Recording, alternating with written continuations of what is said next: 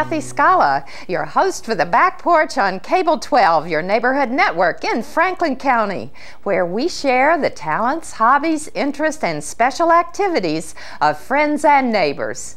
Thanksgiving finds us enjoying and sharing numerous food as well as meal traditions. Our Just a Kitchen Minute program is about food, family, and tradition. And in my opinion, our guest cook is one of the very best. Through the years, it's been my pleasure to enjoy many delicious meals from her kitchen. She's taught me a lot about foods as well as recipes. I've always thought that her background as a chemist gave her that kitchen skill of creating savory sauces and seasonings. Her Just a Kitchen Minute menu: 2 soups, fresh mushroom as well as sweet potato carrot soup, a tasty turkey apple salad with blue cheese dressing, and a sherried holiday trifle with fresh raspberries, coconut macaroons, and mounds of whipping cream. Please join me in welcoming Libby Beardsell, my friend and my sisters, for Just a Kitchen Minute, 2 Sisters Cooking. Won't you stay with us while we have a word from our sponsors, because we'll be right back.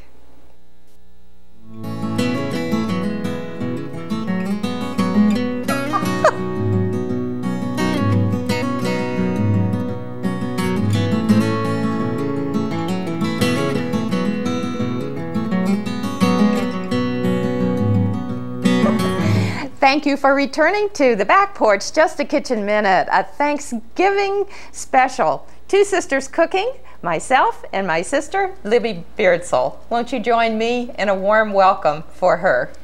Thanks so much for being a part of the Back Porch. Gosh, I've waited for a long time to have a family member join me, and I've waited for a long time to be on the Back Porch. I know. With you, a couple years there. Yeah. Speaking of warm welcomes, I see a little steam coming up from the soup pot, but before we talk about your wonderful fresh mushroom soup, I'd like to let our friends in Franklin County know just a little bit about you. Of course, we were both born and grew up in the same household, being sisters. That's kind of not unusual in Roanoke County. But then you moved. Then I moved. I married this wonderful gentleman from the north, who I've been married to for 44 years. Even to the best of us it happens, but I got the best of the north too.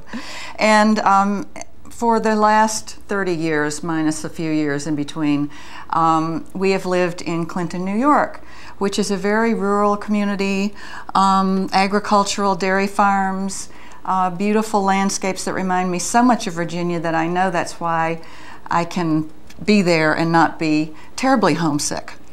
I absolutely agree with you. In the many years of visiting in upstate New York, I think not a trip goes by that I don't look at the countryside and think this is exactly like Virginia. And in fact, we have many guests on the Back Porch from the New York upstate area, and one of the first things they say, and it's unsolicited, is how very much they feel at home in Franklin County with the rolling hills, the mountains, the green, the dairy industry, and other similarities. They certainly would. It's very, very similar. And we've enjoyed it so much. And of course, it's always wonderful to come home. Yes, it is. And it's always wonderful when you come home, because I just open my kitchen. One of the first things I do is say to my husband, Libby's coming, and you know what that means. And he goes, I surely do. I wonder what new recipe she has this time. So it's always fun to experience your time with us in the kitchen.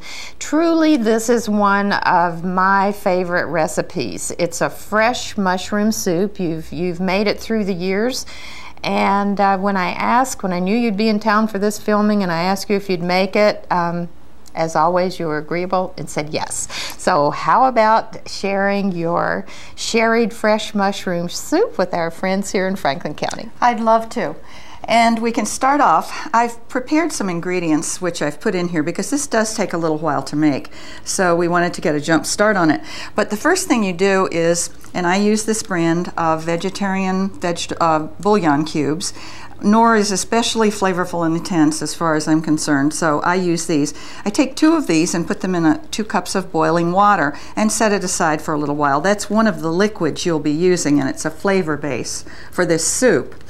Once you've done that, then you need to saute in your Dutch oven or a large pan of some sort that's deep the other ingredients which form the base, and those would be some sliced green onions and a medium-sized onion diced up. You saute them in about 4 tablespoons of butter until they're tender, and then you add 3 tablespoons of flour, and while you're stirring it constantly because you want it to incorporate itself in a smooth way, you stir that until it's dissolved or cooked for about 5 minutes, and then you begin to add your liquids. And your liquids consist of this vegetarian bouillon which you've prepared, and sherries, 2 kinds of sherry. I use one cream sherry and dry sherry. If you like the soup a little sweeter, you'll want to use more cream sherry than dry sherry. And if you like it a little less sweet and a little earthier, you'll use a little more of the dry sherry. But I think the combination of the 2 is nice. So you can split that up any way you like it. And then you will also use chicken broth as a liquid. And there are 2 ways of serving this. In the end, you'll see that we're going to puree it, and you can either leave it slightly chunky, in which case you wouldn't use quite as much chicken broth, or you can puree it until it's very, very smooth, and you would need to add a little more chicken broth. But those are individual options, and you can do that any way you like.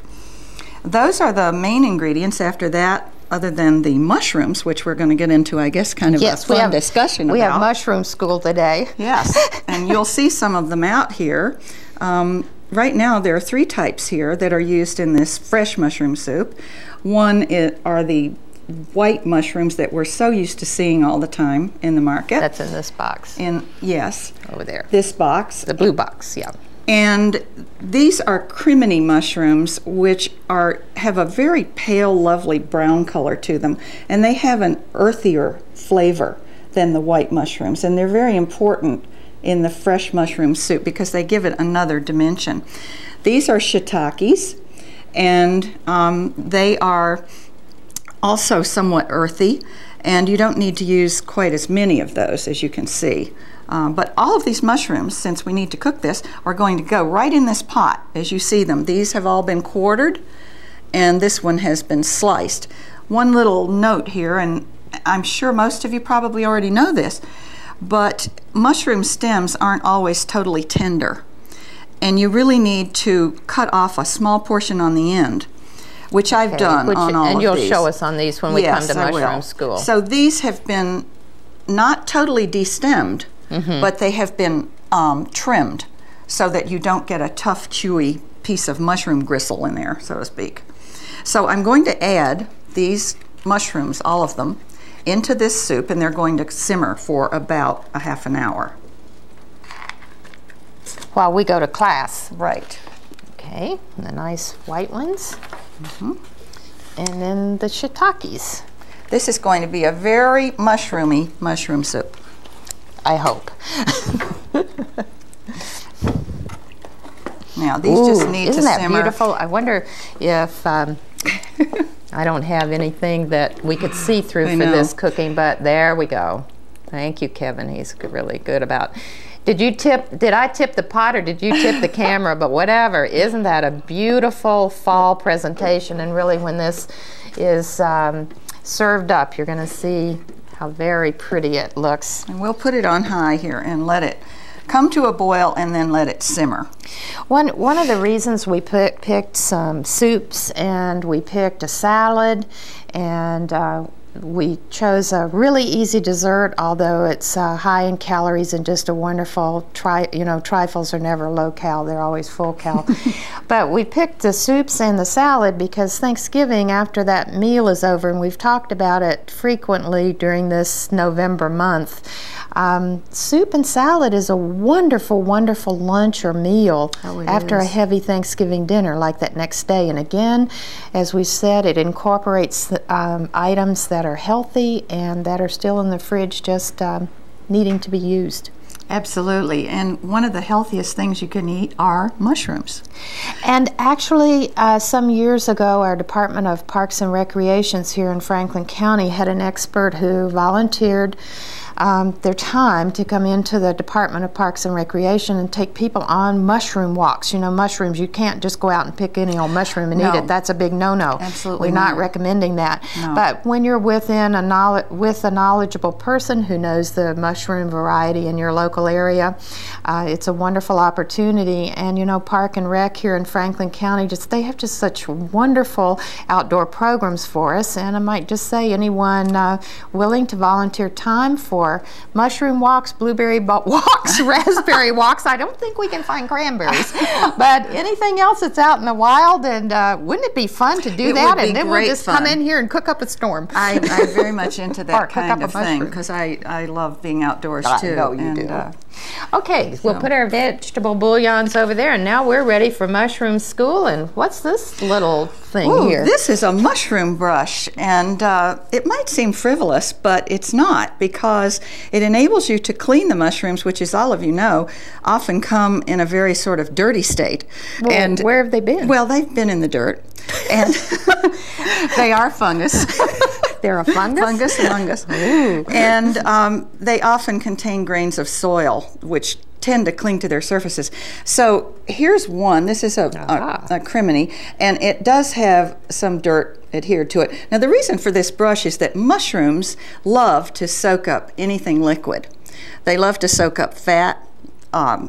Is that why we eat them? Are they a diet food? I mean, not exactly. We eat them for some other reasons, which we'll get into. But when you brush them, instead of, for example, washing them, the dirt just gently falls off and they remain dry. So they've not soaked up any liquid, which they don't need to. And you don't want to wash your mushrooms when you bring them home from the store? Not really. Not at all. No, because they will absorb the water. And get slimy. You can wash them before you cook if you don't have a mushroom brush or if you don't choose to use a paper towel. However, if you're going to do that, you must dry them thoroughly, and that just takes more time. This is the most efficient way to work with a mushroom, and it's fun.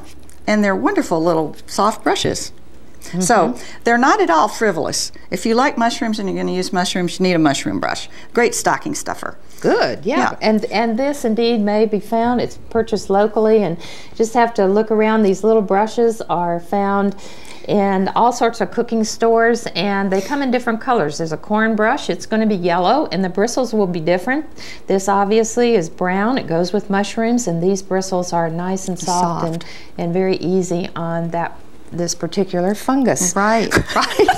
Right. I love it. Now what's the next fungus one? Well, this is a shiitake, which is a flat mushroom. And again, as I'm sure many of you know, I don't know if you can see this because these are light colored. It's better to show the portobello maybe. These are the gills. And when you purchase your mushrooms, you want to make sure that... Actually, if you put this down this way, now the camera's going to get that better. Okay.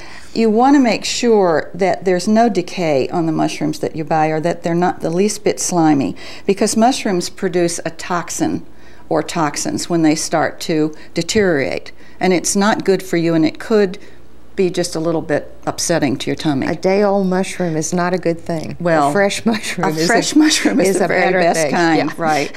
So, anyway, you just want to inspect them a little bit and make sure that they're Isn't it beautiful, though? It is Look beautiful. At the texturing on the top, and they come in all sizes and shapes. Mushrooms do. A baby? This is a baby shiitake. Oh. Yes, a baby shiitake, and these are criminis, and you can see the difference in size. I mean, you know, they just. This one was older, I guess. Another nice thing about mushrooms is when you're cooking, and I need a sort of serrated knife, they're kind of spongy in texture, so you do well to use this type of knife because it cuts through them more easily. You cut that little bit of stem off so that it's not tough. And then for garnishing particularly, or for decorative serving of mushrooms, you want to slice them sideways like this. because then you don't need to cut any more of the stem off, and you have a lovely decorative thing to put on your tray. People use them for dips. And they look so much prettier this way. It's and a cross section. What a healthy, this would be wonderful with cheese. Oh, absolutely. Served cheese, raw with cheese. Yes, and people love them raw. Or any tasty little dip. There's another wonderful thing about mushrooms, and maybe something we don't think about. They are full of vitamins, and one of the most prominent vitamins that they have is vitamin D, which is odd because they don't really grow in a lot of sunlight. No, they don't. But they supply us with a good amount of vitamin D. They have virtually no calories, which is another wonderful thing. The only thing that we have to be careful about, and you mentioned this before, is that you do not want to go out and pick your own mushrooms unless you're especially skilled, unless you've have an expert with you. Some varieties, the Amanita mushroom in particular, is deadly poison. Many of its forms are deadly poison. And even if they're not deadly poison, there are many mushrooms that have toxins that unless they're dried or parboiled beforehand, you cannot eat them. They will make you sick. They may not kill you, but the Amanita will kill you. It is fatal. Does it grow around here? I don't know. I think it's a New York mushroom. Well, we know that it has grown in Italy because it used to be used in Renaissance murders. Ooh. So, but I don't know. Amanita mushroom. I do not know whether they grow here or not. I know that morels grow in the spring and chanterelles grow in the summer, and that you can find those. There are other varieties, the big white puffballs that grow on our lawns. Now, grow here also. I'd like to come back to this portabella. It's a word that I love. First of all, portabella. It sounds like a song. It sounds like, yes, I don't know, but instead it describes this beautiful fungus. I love the taste of portabella sautéed in olive oil with some sun-dried tomatoes and some onions. And also, it's a wonderful vegetarian substitute for a hamburger. Now, if you look at this and you just kind of squint your eyes a little bit, this turns into a nice hamburger. It certainly does. And if someone is a vegetarian, right there, we have. And even you know what? Even if you're not, it's a healthy alternative once in a while to moo or cluck or whatever else we have going on in the kitchen. Or gills and fins. Yeah, or gills and fins. And it's just a delicious, grillable, summertime, wintertime. Wonderful mushroom because it holds its shape so well. You can slice it, it's like steak. Yes. And you can saute it, you can grill it. As Kathy says, it's wonderful with olive oil. Almost anything goes with a portabella. And I'm going to slice this one just a little bit because sometimes in the grocery store you will find a whole package and they'll call it sliced portabellas, and it's really this great big, I call it the beef steak of mushrooms. And look at these lovely slices. Aren't they beautiful? Yeah, they really are. Aren't they beautiful? They really are. And here's one more with the stem, which I like that look. And there are, which look amazingly like these mushrooms, baby bells, which are packaged in the grocery stores also. We had some of those, and that's just a small version of this very large. That's exactly right. Yes. That's exactly right. I would like to let our viewers know that the soup recipes are available. We'll be giving out on our screen during the second half of the program the trifle recipe, but these recipes, I don't want them to feel as if they have to sit copying every word because it'll be a packet. When you write in, you'll get everything that's on the show today. So this wonderful sherry mushroom soup recipe will be theirs for the asking when they write in. The second soup that we have, while this is still cooking, is our sweet potato and carrot soup. And I think I've mentioned before, in the two of us when we've cooked, that sweet potato, I think it's always in our southern kitchen. It is. I think it's in everybody's kitchen. It's in a lot of kitchens. Yeah, I think it's in the. But do you have sweet potatoes up north? Oh, we do. Oh, okay. And we love to claim them down here. Yeah, they're ours. they're ours. That's right. And the sweet potato is so much more incredibly nutritious for us. It's better than the white potato. Absolutely. And we've had a lot of friends in the county write into Just a Kitchen Minute and the Back Porch asking talking about diabetic recipes, and the sweet potato is a very good addition to a diabetic diet. Heavily refined starches like white bread and white potatoes in a diabetic diet are very quickly absorbed, and they change the insulin sugar pattern very rapidly. Yes, they do. And a sweet potato is not subject to that difficulty in a diet. It is it helps you keep your blood sugar from fluctuating. Yes, too it's much. a much more balanced starch. Right. It doesn't react as quickly, and so this soup is a very healthy soup. Do you think you could press microwave one for 1 minute? And we're going to talk a little bit about this sweet potato carrot soup. And I know you have carrots in your kitchen. It's a given. And at this time of year, it's a given that you have a sweet potato. The sweet potato carrot soup has another ingredient, and you're going to find this in the market this way. It's a little red mesh bag, and it's going to be filled with something that looks like an onion, only these are shallots, and you really do need to use shallots in the recipe because the onion is a little bit too strong. A shallot is indeed from the onion family, but it's a much milder onion choice. Relative, yeah, relatively speaking. Just like we are, right? One of us is a milder choice, but we're not going to get into that. Not so sure about that. Here we go. We'll slice some, and you can see this little shallot. It doesn't make your any tears come either, which is nice, and it has just a little faint red border to it. So the shallot is an ingredient, as well as 2 sweet potatoes, 3 carrots, and you do peel your sweet potato, dice it, and the rest of the ingredients are curry powder, chicken broth, and grated ginger. We'll take a minute now to look at the ginger. First of all, this is the ginger root. We have some really unique little items here today. This is a portion of a piece of ginger from the fresh produce section, and really I can tell you all the grocery stores now carry ginger. Ginger root is not something exotic that you're not going to be able to find. What you do with it is what's exotic. So what we're going to do is peel this one, get the outer edge off, and take that little end off there, and just make sure you can see that it has lots of fiber in it. Oh, and doesn't it have a wonderful aroma? Love it. Yes. Love it, love it. And good old ginger. And I have found this little grater in a mail order store. I'm sure they're around town too. It's a wonderful kitchen utensil.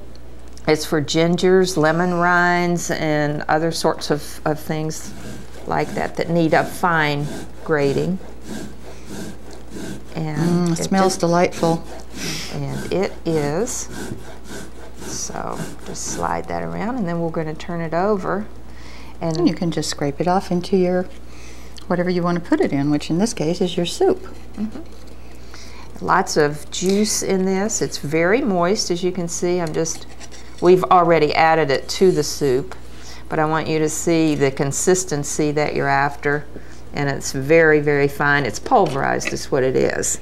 And it's perfect for what you're using it for. That's the perfect way to do it. And it's juicy. For those of you who prefer even a shorter cut with ginger, I can tell you that now in the produce department, in a small container about so high, I think it's plastic, it might be glass, you can find grated ground ginger all ready to go. You simply take your little measuring spoon and you're all set. And the nice part about that is that if you don't use a spice like this often, then you have it and it keeps for a long time, and you don't have to be out of it. Just when you think you have 2 sweet potatoes, 3 carrots, and some chicken broth, and you want to make this soup, and you don't have the ginger, which is a very important ingredient. Are you able to then Your soup is out of the microwave. Good. Can we put it over here on? Yes, we'll put it on the edge of the cutting board. Look at that. Isn't that beautiful? And to continue to season this, after the ginger's in there, we have curry powder, our, as I mentioned, chicken broth, and then it's seasoned with just a little salt. And of course, all this has been through either your Cuisinart or through your blender. And I recommend the Cuisinart with the sweet potato. Yeah. Because the sweet potato is so fibery, and to get this really creamy texture, it breaks down those fibers so that you have that very, very smooth consistency that you want. And it's just beautiful. There's a tiny little piece of carrot in there that didn't get pulverized, but that doesn't really matter. That just adds interest. No, yeah. That's what you say to your dinner guests when they say, "What's this?" You say, they'll never say that's a word. An interesting point. It's a piece of carrot. They're lucky to be there. That's right. Especially after Thanksgiving, maybe before Thanksgiving. Right. Now, I am going to serve this in one of our little containers, and it's so much fun during the holidays to find those are wonderful bowls. Where did you ever find them? Do you remember where you got them? Well, I remember. You remember? Right. I'm just trying to decide if I want to give a week's worth of advertising to the place I found them. So I will say all you need to do is look around at your local gourmet stores, and you will find lots of wonderful containers to and serve that's for half the the fun around the holidays. It is. It's half the fun. This is when you pull out all the stops. That's right. That's right. Really. We'll put the lid on, and we know this will stay warm and cozy until, you know, every other person is served at the table. You serve these in the kitchen, and then... And if you can't find these charming little dishes, which my sister has a way of doing, she has got the most charming dishes I've ever seen, you can take a squash, for example, an acorn, or a butter cup, squash, and when you've used that, if you're making squash soup, which I think you could do here too, you use the shell for the bowl. And it looks wonderful, and it actually holds the soup with no problem whatsoever. You've scooped out the squash, and you just save the and those little bitty pumpkins you could use. You could. I think so. Yes, I've never done those, but I think you could. Only 2 bites of soup. That's when you have a very large party of 50 people, and you just pass them and say. And don't be like me one year and get those little bitty pumpkins mixed up with the little bitty gourds that look just like them, and bake them all and serve them gathered round a roast, and have somebody say, "Oh my goodness, something happened to this squash. They're incredibly bitter." So there are kinds that look the same, and they're edible. And they look the same. So you really have to know. And sometimes the stores don't even know. I guess I've learned my lesson, and I never use them that way. Well, can we just? We don't need it in the microwave, but just anywhere that opens that up a little bit. Well, how's our mushroom soup doing? Well, it is. Are we close? Yes. We need to be. Very definitely. No, it's ready to now chunk up or puree, whichever you would prefer in the blender. And a blender's all you need for this. You don't need a Cuisinart for this. Okay. And we'll try to do that now without any major disasters here, because it is quite hot. While you're ladling, I want to mention one other thing about the sweet potato. I think this is, for me, is going to be the year of the sweet potato since I've discovered. Like yeah, I know. I'm in a. Sounds like it. You're on a sweet potato roll here, and you can make wonderful bread from sweet potatoes. By the way. Okay. Pies too. Yes. Cookies too. The sweet potato has such a wonderful thickening, and in this soup, there's not any flour. And there's not any cream or milk products, so the soup itself is very low calorie and very healthy. Right. So there's nothing unhealthy about a sweet potato. You just can't find anything unhealthy about a sweet potato. Good. You really can't, unless it's rotten. Wow. Okay. Let's get this in here properly. Okay, now with any luck at all, is it all right to turn this on? Absolutely, go. Oh. It gets creamier as it pulses. And remember, this is especially healthy too, because there is no added dairy product in this either. All right. At the worst, you're going to garnish it with a tiny bit of sour cream. Oh, at the best. I mean, at the worst from a standpoint of eating too much dairy. I'm going to pulse that. Now, this is the chunkier version, which perhaps, I don't know, you can decide. We have one other bowl left. We can use this, or I can puree it all the way. Maybe people would like to see the chunky version. No, I think we're into chunk. Okay, let's do chunks, since you've got the pureed sweet potato soup. And I'll just use this. I'm not sure how this will pour. Okay. This is chunky. Wonderful texture, color. Well, and it's earthy. You're going to taste these earthy flavors. Okay. Now we might want to take just a little bit of sour cream for the top, as I mentioned. It does taste good with it. Oh, that's... It smells good, doesn't it? Yes. Wonderful. This is a great place to be at lunchtime. While you're doing that, I'm going to slip under my pumpkin lid and garnish.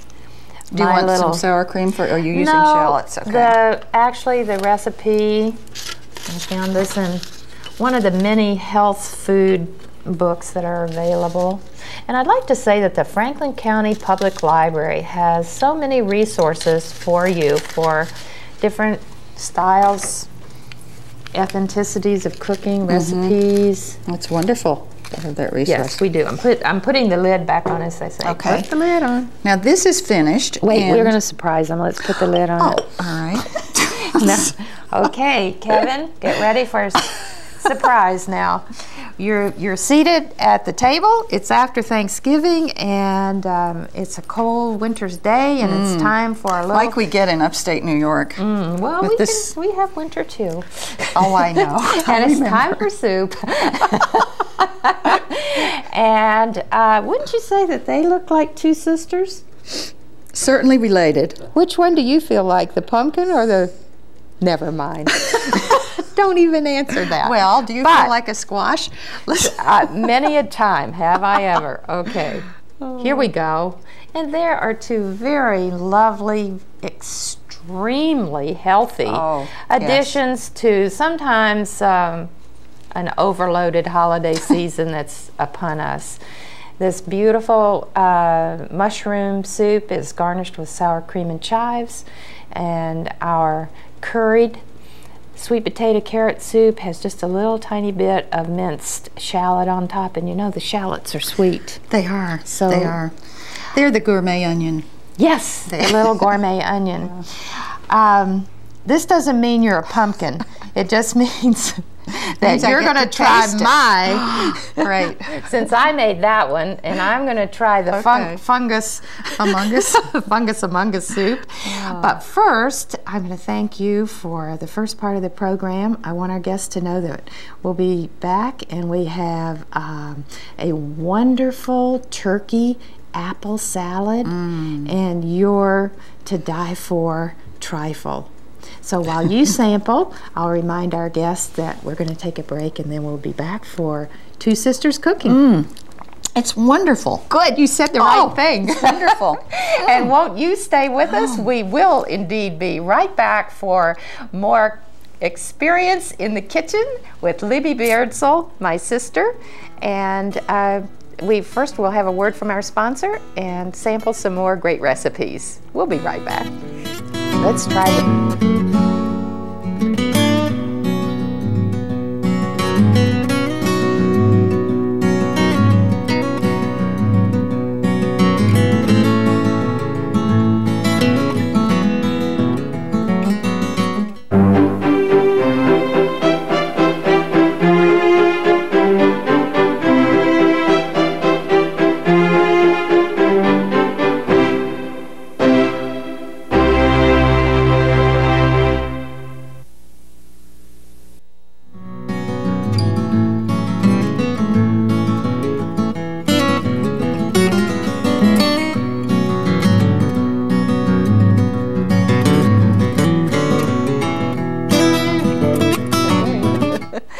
Thank you for returning to Just a Kitchen Minute, the back porch, Two Sisters Cooking. Just a special time for you and for your kitchen here on Cable 12 in Franklin County. Again, I'm so happy to welcome my sister Libby Beardsell to the Just a Kitchen Minute kitchen. Well, we did okay with our soups, and now we're back with just a little trifle. Just a little trifle. And a salad. A trifle of this and that. Yes. And I'd like to ask if we could have the ingredients for your trifle put up on the screen. We'll read those, and then we'll go ahead and put together this fabulous holiday dessert. It's already so beautiful. I see those gorgeous lady fingers over there. It does look Christmassy, doesn't it? Well, actually, it's Thanksgiving, but we're going to move this forward into the whole holiday here, and here we go. And for the ingredients, for the trifle, we have 1.5 to 2 packages of lady fingers, a half a cup of raspberry jam, a half to 3/4 of a cup of cream sherry, 1 3-ounce package of instant vanilla pudding mix prepared according to those directions, 6 coconut macaroons crumbled, 2 tablespoons of blanched and shredded almonds or slivered ones, and a cup of whipping cream all whipped up, and some whole fresh raspberries for garnish. And then we'll just tell you how to make this, and if you'd like the recipe, please write into the Back Porch, Post Office Box 12, Redwood, our zip 24146. And I'd like to let you know that the wonderful soup recipes, as well as our turkey apple salad, and this beautiful trifle recipe. It's a packet of recipes from the two sisters, and we'll be sending them out to all our friends who want to have this. It's the Sister Act. Yeah, it's the Sister Act. Well, actually, we started out by saying, well, I requested, these are all some of my favorites that you make, and so I requested them, but I don't have a trifle bowl because I don't make your trifle exactly, but you were so creative. You just went in and you said, voila. Anything can be a trifle bowl that has a little depth to it, anything you have. And it would be nice to have it clear so you can see through it, because a trifle is such a pretty dessert. It's elegant but easy. And that's what we all want around the holidays, because we're so busy that we don't want to fool with things, but we want to fool people that there's into thinking a lot of work, that they're really incredible, but you know, they do taste incredible. It's just not that they take an incredible amount of work. So this is actually a compote, and as you know, I have a collection of compotes. I guess they're sort of like kitchen purses. That's what I think of them. I like. That's a good concept. Yeah, and some have lids and some don't, but this is a wonderful orange and golden colored compote. It's a beautiful dish. And you've already started some jam covered lady fingers. Lady fingers. And this couldn't be simpler, as I said. I'm going to just turn this so that you can see that I've lined the bottom of this dish with the first couple of ingredients to this recipe. And the lady fingers can easily be jammed in a strip. They come in strips, and you can jam them all at once so that you don't have to break each one apart and do it individually. Now, when you say jammed, I mean jam. I mean lots of raspberry jam. There we go. You can use blackberry, and I tell you, the best trifle I ever made in recent history was with blackberry jam from Mr. Poindexter's farm, right not too far from your house. You're eating up the This one fell on the floor. Oh, okay. Didn't we used to do that? Oh, all the time. We still do. And I'm probably apt, I have to confess, I'm probably apt to use a little more raspberry jam than the recipe says, and feel free. Use as much as you want or as little as you want. Okay. It's going to get soaked up in the picture. Jam needs seeds. This has seeds in it. This has seeds. That's but if okay. for some reason you couldn't have seeds, and go ahead and do the other. This is an English dessert, you might say. It's one that every time I read a recipe or have had it, it's always referred to as being something that English people probably designed or, you know, conjured up. And they didn't mind seeds. Well, I don't mind. And I don't mind seeds. No. So it's fine. I'm not English. Yeah, right. Go on. Anyway, very simply, not to take up too much time, but this is a layered dessert which sits for a little while and everything just kind of soaks together. And that whole process is aided and abetted by a wonderful cream sherry. Yes. Now, this is, I want to explain to you what this is. This is a mason jar. Oh, yeah. I recognize it. Okay, good. You're from the South. Yeah. This has a little sherry in it. Here you go. I'm very familiar with this concept. We always keep a little sherry in the mason jar. We'll just loosen it up here so it'll be ready for sprinkling in a couple minutes. And would you like a spoon for that, so or you want to now, use a cup? What I need to do next, I've jammed the ladyfingers and they're lining the bottom of the bowl, and this is going to be layers: ladyfingers, pudding, almonds, macaroons, sprinklings of sherry in between, and you repeat that until you've mounded up your bowl into this beautiful concoction. So we're going to have to do the pudding. That's going to take, this is instant pudding, so it's going to take 2 cups of cold milk. And you can use any kind of milk you want. I prefer to use regular milk for it just to give it a richer texture.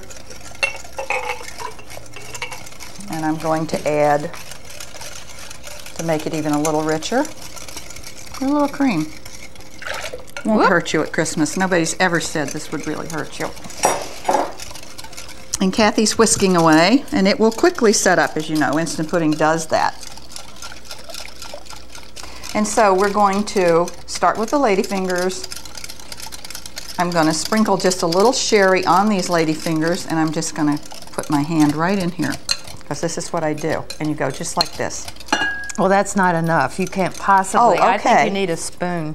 Well, no, it will work. It will work. And if I've never heard of it's sprinkled. So, okay. And then we need the pudding, and then we'll do the macaroons, and then we'll do a few almonds. In this instance, this could probably set up just a little bit more, but it's really before we serve this is going in the refrigerator. Yes. So it doesn't matter if the pudding is a little on the unset side. And it will. And I am going to use a spoon for this, Kathy. Actually, that's a ladle. You've taught me the difference in the kitchen. Well, generically, it's something you can spoon over. Okay. She's getting far too technical. Who do you feel in our family taught you the most about cooking? Well, I'd have to say I think our grandmother, at least the Rudiments, she used to let me in her kitchen, and she would teach me the basics, like making biscuits, making gravy. And particularly, which I still love to do, and I get good feedback on it, so as long as that happens, I'll keep doing it, potato salad. And remember every year when we used to go to Bedford Lake for the 4th of July? Absolutely. And it was as good as Christmas, and we stayed up all night before because we were so excited we couldn't stand it. Well, you stayed up making potato salad. No, I didn't really. But I never had that assignment. That was my assignment for the picnic, and it was a family thing, and we would have, you know, our grandmother and grandfather and cousins and aunts and everybody. Uncles And it was about the only time in the year that we got to go swimming. That's what I loved about it. So I made the potato salad.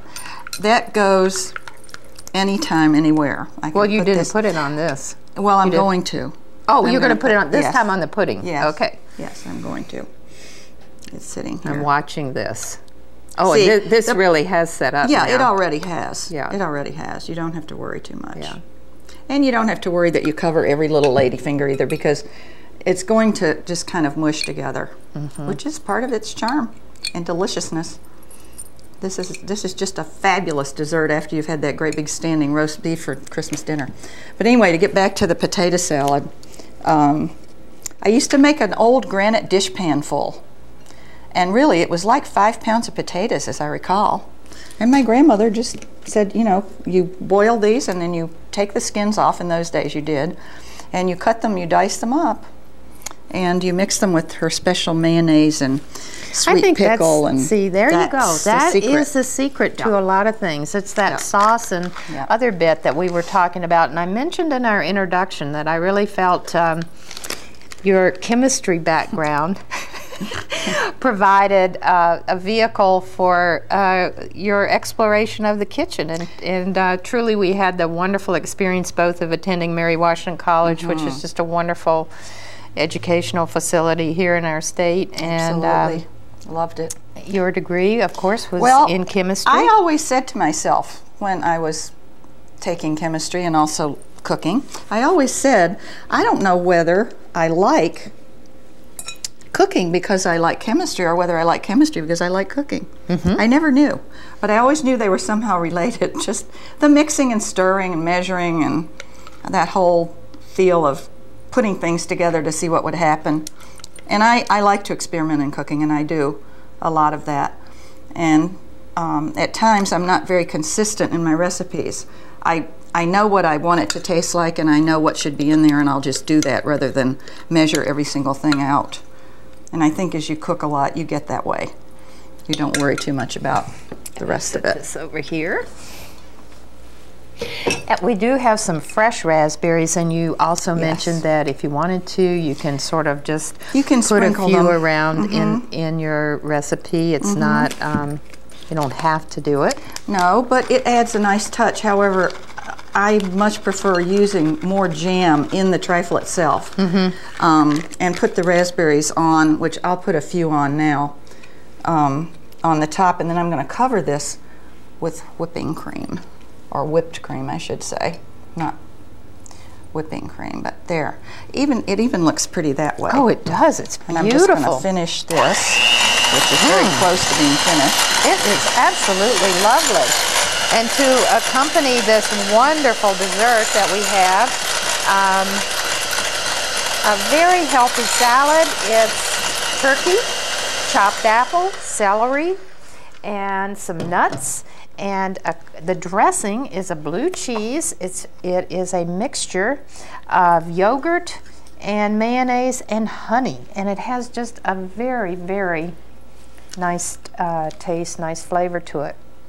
And here are the ingredients for the turkey salad. All that Thanksgiving turkey you have left over, you can use 2 cups of chopped turkey breast, 2 large apples diced, and I think the red ones are very pretty since we are also using 2 stalks of celery chopped, so we get a little red and green. Then we have about a half a cup of walnuts chopped, then 1/3 cup of plain yogurt and 1/3 cup regular mayonnaise, a tablespoon of honey, and 2 tablespoons of blue cheese in that dressing.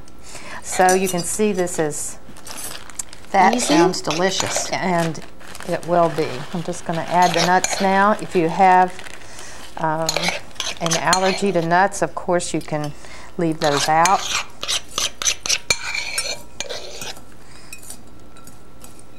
But it is colorful. And all of these things are colorful, you know, for the holidays. And that's another thing that makes it so much fun. It really does. The presentation of food is so important to how you feel about eating. So very important. The colors, the texture of everything, and the importance of mixing all those things. I'm going to add a few more apples. Have to be careful, of course, if you're working on your apples too much before salad time, you want to sprinkle a little fruit fresh over them so they don't turn brown, but once they're incorporated into the mixture and the dressing goes on, they'll be fine. Now this salad probably won't keep for a very long time because of the nuts and the apples, and they might mush up a little bit, but I mean it would keep for a day, but it's not your 2-week. Well, it's not going to keep anyway because everybody's going to eat it. Everybody's going to eat it. It isn't going to need to keep, but it would. Here goes the dressing. And again, blue cheese on this. The nuts and the blue cheese could be optional if you have some reason that you're not interested in blue cheese. You'll be amazed at how wonderful the blue cheese tastes with fruit, though. Any kind of fruit. Apples, pears. Blue cheese and it's fruit. It's just fabulous with fruit. And I'm going to put just a little twist of fresh pepper. I think, do we still have our pepper grinder? Oh, we do. Here? Okay, a little twist. May I do this? Absolutely. Well, we still have the pepper. The grinder's That's being not cranky. A left-handed grinder. It's a right-handed one, and you're going the wrong one. That's enough. Whoa. Is that the problem? Yep. Oh, okay. How did you get to be left-handed? I was born that way. And I've never for a minute had a problem with it or regretted it. So. Oh, no. All right, let's... Oh, isn't that beautiful? Yes, especially on that green plate from Portugal. Love that. Actually, it's from the flea market. Well, but I think it started out in Portugal. It was born in Portugal. Yeah. Got fleas and then came over here. There we go. And I'm just going to That's beautiful. Add a little yes decorative apple slice here. Mm-hmm. How pretty. And I know I have a few more nuts. Oh, look what you've done while I was over. Oh my, can we put this over here and then we can get all of this in one view? You want to move the trifle to your side? Yes, just move it a trifle. I'll move it a trifle. Oh, you're so clever. There it is. A perfectly delicious luncheon for the ladies. I know, and we did it. We did. Oh, that's so pretty. I have to thank you so very much for driving down all the way from New York just to do this program. Oh, Kathy, it's been wonderful. It has really been. It has. It's a lot of fun. And I wanted to also say that a cookbook that you introduced me to years ago, you probably don't even remember, but it's The Joy of Cooking. Oh, yes. And it's an encyclopedia, just a great cookbook for everyday needs, because it really does contain an encyclopedia of knowledge there. It does. Wonderful section on mushrooms. Talks about English trifles, a little bit about the history of that. Just all kinds of information. So probably one cookbook in the kitchen. This is the one you'd want if you could only have one. Yeah, definitely. I think so. Yes. And that's a perfect way to end our conversation. If I only get to have one sister, you're the one I want. Thanks so much. And thank you very much for joining Just a Kitchen Minute on the Back Porch. I hope you'll write in for our outstanding recipes from this Thanksgiving cooking special. And won't you please stay well, safe, and happy until we have a chance to be together again on the Back Porch, Cable 12, Franklin County. Bye-bye for now.